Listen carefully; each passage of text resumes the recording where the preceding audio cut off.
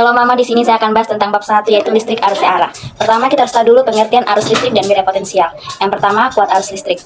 Kuat arus listrik didefinisikan sebagai jumlah muatan yang mengalir melalui penampang suatu kawat penghantar bersatuan waktu. Jadi, bila sejumlah muatan Q mengalir melalui penampang penghantar dalam waktu T, maka kuat arus I yang mengalir besarnya adalah I sama dengan Q per T. Kemudian kita akan masuk ke dua, hukum Ohm dan hambatan listrik. Yang pertama, hukum Ohm. Pada tahun 1827, seorang ahli fisika bangsawan Jerman bernama Georg Simon Ohm menemukan hubungan antara arus dan tegangan listrik. Kuat arus yang mengalir pada suatu kawat penghantar sebanding dengan tegangan yang menimbulkannya. Pernyataan inilah yang disebut hukum Ohm.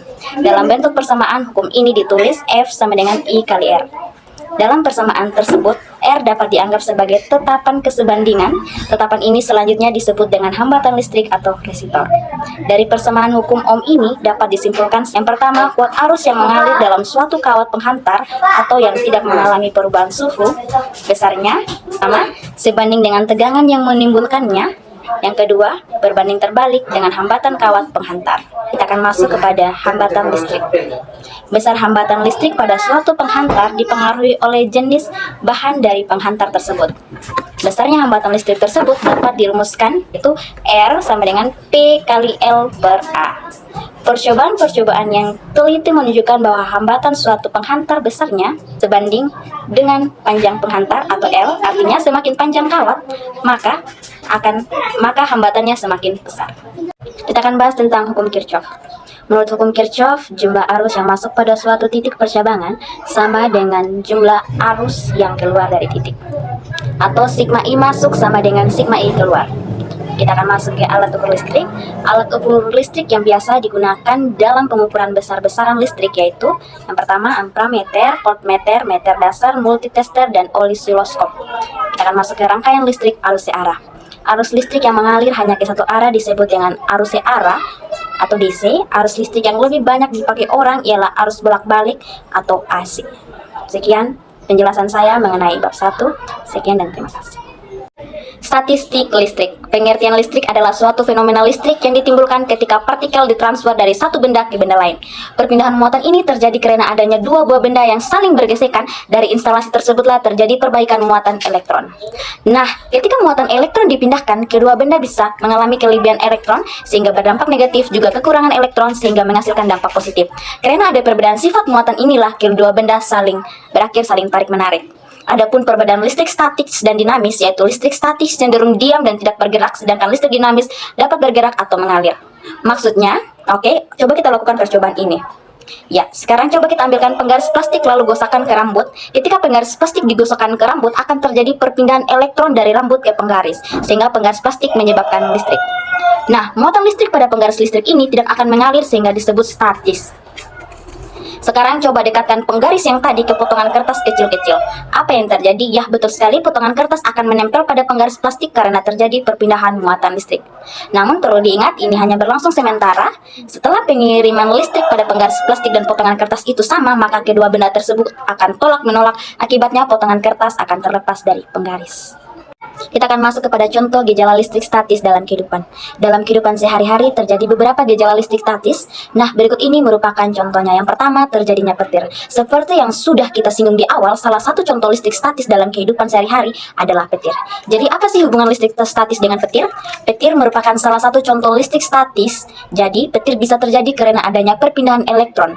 Ketika langit dalam keadaan kelebihan elektron, maka petir pun muncul mengarah dari daerah yang elektron lebih sedikit, agar kelebihan elektron tersebut segera tersalurkan. Akhirnya petir mencari objek yang paling dekat dengan awan. Itulah alasannya mengapa petir suka banget menyambar pada benda-benda tinggi. Jadi bisa dikatakan kalau petir merupakan salah satu contoh bahaya listrik statis. Kita akan masuk ke manfaat listrik statis dalam kehidupan. Lalu apa saja manfaat listrik statis dalam kehidupan kita?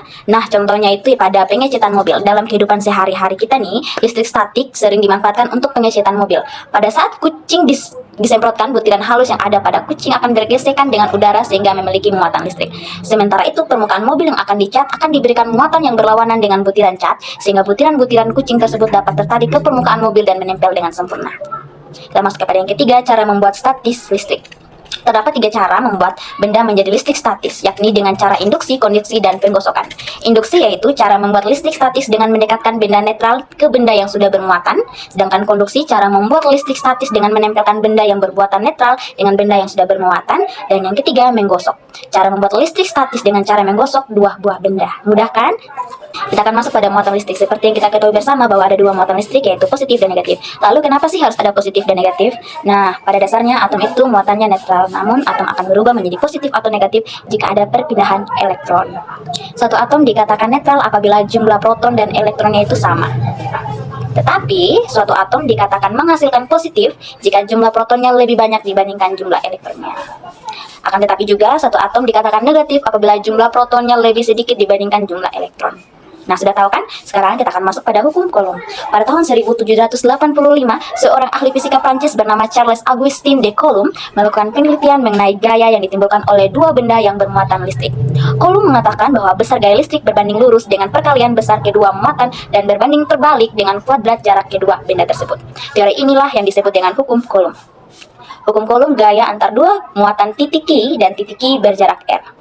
Gaya tarik dan gaya tolak antara dua muatan listrik dinamakan gaya Coulomb, yang besarnya dapat ditentukan dalam persamaan sama dengan K kali Q1 kali Q2 per R kuadrat. Untuk gaya listrik menurut satuan internasional adalah Newton atau N. Satuan Newton atau 1 N adalah sebanding dengan muatan yang dipindahkan oleh arus 1 ampere dalam 1 detik. Kita akan masuk ke dua medan listrik. Medan listrik merupakan daerah di sekitar partikel listrik yang bermuatan listrik yang masih dipengaruhi oleh gaya Coulomb atau gaya Coulomb ya. Medan listrik dapat digambarkan seperti pada gambar di bawah ini. Nah, untuk gambar di bawah ini, untuk muatan positif, area medan listrik bergerak keluar dari muatan sumber. Sebaliknya, jika muatan negatif bergerak masuk ke dalam. Benda yang menghasilkan medan listrik disebut muatan sumber, sedangkan muatan lain yang diletakkan dalam pengaruh medan listrik, muatan sumber disebut sebagai muatan uji. Berikut ini merupakan rumus kuat medan. Kita akan masuk yang terakhir, yaitu kapasitor. Kapasitor merupakan salah satu peralatan listrik yang digunakan untuk menyimpan energi dalam waktu singkat untuk dibebaskan dengan cepat. Nah, besarnya kapasitor dapat dihitung menggunakan rumus kapasitor seperti di bawah ini. Kita masuk ke bab 3, medan magnet. Pengertian medan magnet adalah ruangan di sekitar benda-benda bersifat magnet yang masih dipengaruhi oleh gaya magnet. Ada 3 jenis bahan magnetik, yaitu ferromagnetik, bahan paramagnetik, dan bahan diagnetik.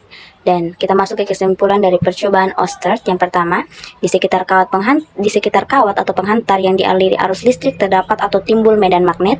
Yang kedua, arah gaya magnet yang menyimpang jarum kompas bergantung pada arah arus listrik yang mengalir pada kawat. Dan yang ketiga, besarnya medan magnet di sekitar kawat berarus listrik bergantung pada kuat arus listrik dan jaraknya terhadap kawat. Dan masuk ke kesimpulan hukum Biot-Savart. Pertama, berbanding lurus dengan kuat arus listrik, dan yang kedua berbanding lurus dengan panjang kawat, dan yang ketiga berbanding terbalik dengan kuadrat jarak antara titik P ke elemen kawat penghantar atau R, dan yang keempat dengan sudut api theta antar arah arus dengan garis hubung antara titik P ke elemen kawat penghantar. Dan langsung saja kita akan masuk ke beberapa rumus yang terdapat pada medan magnet. Yang pertama, untuk rumus induksi magnet pada kawat lurus berarus listrik, yaitu B sama dengan mu0 kali I per 2pi kali A. Dan di induksi magnet pada kawat melingkar berarus listrik, yaitu B sama dengan mu0 kali I per 2A. Dan rumus besar induksi magnet pada pusat solenoida sama dengan mu0 kali I per L. Dan rumus besar induksi magnet pada ujung solenoida, yaitu B sama dengan mu0 kali I per 2L. Dan rumus terakhir besar induksi magnet pada toroida sama dengan mu0 kali I per 2pi kali A. Kita langsung saja masuk ke gaya Lorentz. Penghantar yang berarus listrik ataupun muatan listrik yang bergerak berada dalam medan magnet homogen, yaitu di antara kaki magnet dalam akan mendapatkan suatu gaya yang disebabkan pengaruh medan magnet yang disebut sebagai gaya Lorentz. Gaya Lorentz dapat ditentukan dengan kaidah tangan kanan seperti ini. Yang pertama, ini sebagai I atau arah arus listrik, ini sebagai B atau arah medan magnet, dan ini sebagai F atau arah gaya Lorentz. Kemudian, berapa aplikasi yang gaya Lorentz? Yang pertama, galvanometer, yang kedua, motor listrik, yang ketiga, alat ukur kelajuan aliran darah, yang keempat, spektrometer massa. Secara sistematis, gaya magnetik atau gaya Lorentz pada muatan bergerak dapat dirumuskan sebagai berikut dengan keterangan seperti di bawah ini. Sekian penjelasan saya mengenai bab 3. Kita masuk ke pembahasan bab 4, yaitu induksi elektromagnetik. Induksi elektromagnetik diartikan sebagai fenomena di mana perubahan medan magnet yang melalui suatu ruang menghasilkan medan listrik di sekitarnya. Artinya, ketika ada perubahan medan magnet, akan ada arus listrik yang terinduksi. Lingkup dari topik induksi elektromagnetik dapat diuraikan dalam 3 kategori utama, yaitu GGL, induksi diri, dan penerapan induksi elektromagnetik. Gaya gerak listrik atau GGL. Gaya gerak listrik atau GGL, induksi merujuk pada kejadian ketika arus listrik muncul dalam sebuah kumparan yang ditembus oleh sejumlah garis medan magnet. Jumlah garis medan magnet yang melintas suatu permukaan disebut sebagai flux magnetik. Formula untuk menghitung flux magnetik adalah sebagai berikut, dengan keterangan seperti gambar di bawah ini. Ketika kita berbicara tentang GGL induksi, ada 2 prinsip dasar yang dapat diterapkan, yaitu yang pertama hukum Faraday, dan yang kedua hukum Lenz. Kita masuk ke hukum Faraday. Yang pertama, hukum Faraday. Michael Faraday, yang merupakan seorang ilmuwan asal Inggris, mengatakan bahwa perubahan medan magnet yang melintas suatu area tertentu akan menghasilkan gaya gerak listrik atau gaya gerak listrik induksi dalam kawat yang melingkup area tersebut. Semakin cepat perubahan medan magnet, semakin besar gaya gerak listrik yang dihasilkan. Dalam bentuk matematis, besar GGL induksi Faraday dihitung dengan rumus seperti di bawah ini, dan dengan keterangan seperti di bawah ini. Ketika laju perubahan flux magnetik terjadi dalam waktu yang sangat singkat, hampir mendekati nol, rumus tersebut dapat disederhanakan menjadi ini. Kita masuk yang kedua, hukum Lenz. Hukum Lenz menyatakan bahwa arus induksi akan mengalir dalam penghantar atau kumparan dengan arah yang berlawanan dengan gerakan yang menyebabkannya, atau dengan kata lain, medan magnet yang dihasilkannya akan selalu berusaha untuk melawan perubahan flux magnet yang menyebabkannya. Rumus hukum Lenz seperti di bawah ini dengan keterangan seperti di bawah ini. Induktansi diri merupakan induktansi yang muncul dalam suatu kumparan karena adanya gaya gerak listrik induksi yang dipengaruhi oleh medan magnet. Pertama, induktansi diri. Jika suatu rangkaian terdapat di sekitar medan magnet, ini akan menghasilkan gaya gerak listrik induksi. Suatu rangkaian terdapat di sekitar medan magnet, ini akan menghasilkan gaya gerak listrik induksi atau GGL induksi. Kemunculan GGL induksi yang disebabkan oleh keberadaan medan magnet ini disebut sebagai GGL induktansi diri. Nilai dari GGL induktansi ini bergantung pada seberapa cepat kuat arus berubah seiring waktu. Berikut ini rumus induktansi diri yang digunakan. Kita masuk yang kedua, induktansi selenoida dan toroida selenoid. Selenoida merupakan suatu kumparan penghantar panjang atau I dengan jumlah lilitan atau N. Rumus yang digunakan pada persamaan selenoida seperti bawah ini. Kita masuk yang ketiga, energi yang tersimpan dalam induktor. Energi yang tersimpan dalam medan magnet suatu induktor dapat ditentukan dengan menghitung energi yang pada induktor yang dialiri arus listrik I. Untuk menghitung, kita bisa anggap induktor sebagai selenoida dengan besar induksi magnet di pusat selenoida. Berikut ini rumus yang dapat digunakan. Kita masuk yang keempat, induktansi silang. Ketika suatu kumparan memiliki jumlah lilitan atau N1 dan mengalir arus listrik dan kemudian didekatkan dengan kumparan lain yang memiliki jumlah lilitan N2, maka kumparan kedua akan mengalami induktansi. Fenomena ini yang disebut dengan induktansi silang. Rumusnya seperti di bawah ini. Penerapan praktis induksi elektromagnetik. Yang pertama ada generator listrik, yang kedua ada motor listrik, dan yang ketiga ada transformator. Sekian penjelasan saya mengenai bab 4. Kita masuk ke pembahasan bab 5, yaitu arus listrik bolak-balik atau AC. Besaran-besaran arus listrik bolak-balik. Yang pertama, arus dan tegangan AC merupakan arus dan tegangan listrik yang besarnya selalu berubah-ubah secara kontinu dan periodik dengan simbol seperti di bawah ini. Tegangan listrik dan arus listrik yang dihasilkan generator berbentuk tegangan dan arus listrik sinusoidal, artinya besarnya nilai tegangan dan kuat arus listriknya berubah-ubah mengikuti fungsi sinus dinyatakan dengan rumus seperti di bawah ini, serta keterangannya seperti ini. Kita masuk yang kedua, yaitu nilai efektif. Nilai efektif merupakan arus atau tegangan bolak-balik atau AC yang dianggap setara dengan arus atau tegangan searah atau DC yang menghasilkan jumlah kalor yang sama ketika melalui suatu penghantar dalam waktu yang sama. Dengan rumus seperti di bawah ini dan juga keterangan seperti di bawah ini. Kita masuk ya pada poin kedua, yaitu rangkaian arus bolak-balik atau AC. Yang pertama ada resistor pada rangkaian AC. Tegangan pada hambatan dan arus yang mengalir pada hambatan yang dinyatakan sebagai berikut, dan keterangannya sebagai berikut. Kita masuk yang kedua, yaitu induktor pada rangkaian AC. Berdasarkan hukum 2 Kirchhoff, di dalam kumparan berlaku rumus seperti ini dan keterangannya. Kita masuk ke rangkaian seri RLC.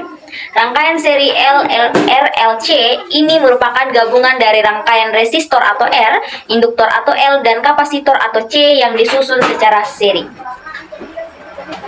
Nah, ketika rangkaian RLC dihubungkan dengan sumber tegangan arus bolak-balik, maka besarnya arus yang melewati tiap komponen akan sama, namun besar tegangannya akan berbeda di tiap komponen. Tegangan total pada arus bolak-balik. Kita masuk ke impedansi. Jika pada arus searah kita hanya menemukan satu macam hambatan, maka berbeda dengan arus bolak-balik, di mana kita akan menemukan resistor, induktor, dan kapasitor dalam satu rangkaian. Rangkaian seri RLC, hambatan totalnya disebut sebagai impedansi atau Z.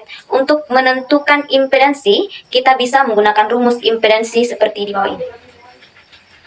Keterangan: Z sama dengan impedansi rangkaian seri RLC atau Q, L sama dengan hambatan atau Q, XL sama dengan rektansi induksi atau Q, XC sama dengan rektansi kapasitif atau Q, daya arus bolak-balik besarnya daya pada arus bolak-balik AC bisa dihitung menggunakan rumus seperti di bawah ini. Pada rangkaian RLC, frekuensi resonansi akan terjadi apabila rektansi induktif atau XL sama dengan rektansi kapasitif atau XC, dan rangkaian akan bersifat sebagai resistif murni sehingga persamaannya sama dengan XL sama dengan XC. Frekuensi resonansi dapat ditentukan dengan menggunakan rumus. Pembahasan bab 5 dari saya. Terima kasih.